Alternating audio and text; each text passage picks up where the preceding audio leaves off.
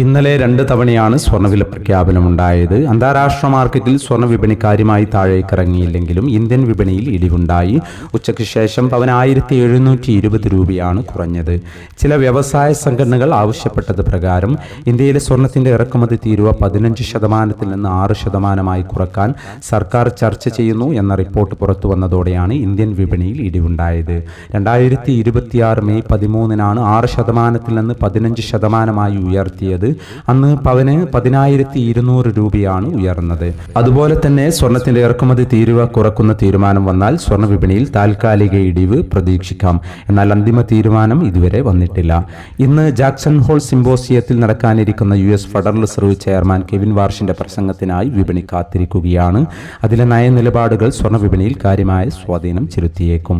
ഇന്നലെ രണ്ടാം വില പ്രഖ്യാപന സമയത്ത് അന്താരാഷ്ട്ര മാർക്കറ്റിൽ ഔൺസിന് $4,600 പരിധിയിലായിരുന്നു സ്വർണ്ണവില ഇന്ന് $4,580 പരിധിയിലേക്ക് ഇറങ്ങിയിരിക്കുകയാണ്.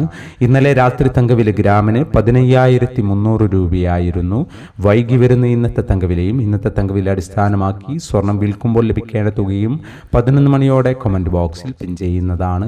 എല്ലാ വ്യൂവേഴ്സിൽ നിന്നും ഒരു ലൈക്ക് പ്രതീക്ഷിച്ചുകൊണ്ട് ഇന്നത്തെ സ്വർണ്ണവില നോക്കാം.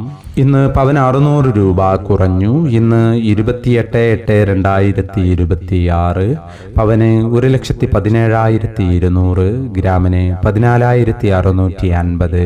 ഈ വീഡിയോ നിങ്ങൾക്ക് ഉപകാരപ്രദമെങ്കിൽ വീഡിയോക്ക് താഴെ ലൈക്ക് ചെയ്യാൻ മറക്കരുത്. Thank you for watching.